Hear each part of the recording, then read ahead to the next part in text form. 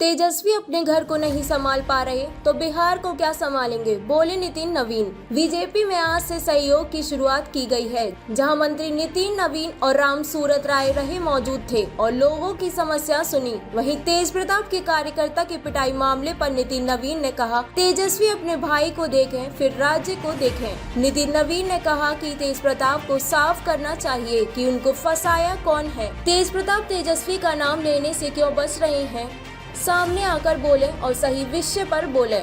वहीं मंत्री ने तेजस्वी पर निशाना साधते हुए कहा कि तेजस्वी अपने घर को नहीं संभाल पा रहे हैं तो बिहार को क्या संभालेंगे। वहीं कॉमन सिविल कोड पर मंत्री नितिन नवीन ने कहा कि दो दल होते हैं तो विचारधारा अलग होती ही है, दोनों के वैचारिक मुद्दे अलग है, लेकिन जनता के समर्थन से कोई काम किया है, चाहे 370 हो या राम मंदिर हो, और आने वाले समय में कॉमन सिविल कोड पर भी जनता के बीच जाएंगे। वहीं तेजस्वी के द्वारा बीजेपी के नागपुर से संचालित होने पर कहा, नागपुर भी देश में ही है। तेजस्वी को इस बारे में क्या पता है, जनता के बीच समय पर जाएंगे और फैसला होगा।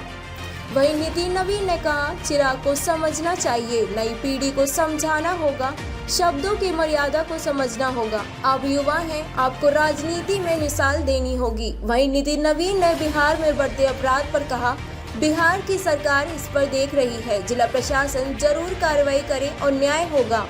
वहीं पटना की सड़कों पर गड्ढे होने पर कहा कि नमामि गंगे की परियोजना चल रही है, बरसात के पहले इसे ठीक कर लिया जाएगा। बयान दिया कि 16 सालों से बिहार में मुख्यमंत्री नीतीश कुमार है, पर क्या उखाड़ पाए? देखिए, मैं मानता हूं कि राजनीति में शब्दों की मर्यादा हमेशा होनी चाहिए। चिराग जी को ये जरूर समझना चाहिए कि आप नई पीढ़ी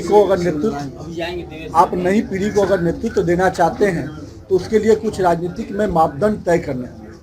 आप नई पीढ़ी को केवल वैसे शब्दों में नहीं उलझा सकते हैं जो शब्द अमर्यादित चीज़ें हैं। मेरा मानना है कि आप किस विषय पर राजनीतिक प्रतिक्रिया देने का अधिकार सबको है।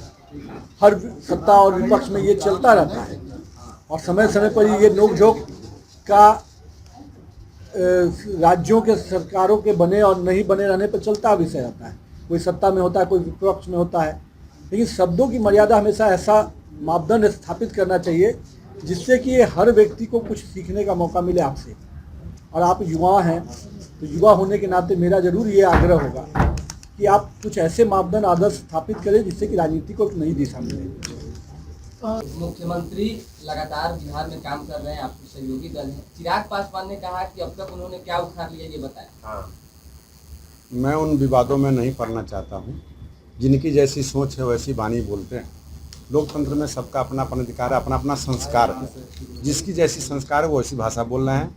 आप हमारे विषय के बारे में, हमारे विभाग के बारे में पूछिए। आपके विभाग में सर क्या? विभाग में अभी तक 1.5 वर्ष के अंदर पहले भी काम हुआ है, काम होते भी आ रहा है, लेकिन अभी समस्या जो सामने आ रहा है उसमें हम लोगों ने एक इसको डिजिटल किया है। डिजिटल होने के कारण बहुत सारे समस्या की जानकारी जो पूर्व में दादा परदादा के नाम से संपत्ति है, जो बच्चे लोग बाहर चले गए, अब वो ऑनलाइन चढ़ जाने के बाद उसमें जो त्रुटि है, जो परेशानी है, उनको बैठे पता चलता है, तो अपनी समस्या को लेकर के यहाँ आ रहे हैं। किनका ज़मीन कहाँ, कौन भाई घर में जो बचा हुआ हड़प रहा है, वैसे लोग आते हैं जिनका निदान हम सब लोग कर रहे हैं। विपक्ष अपनी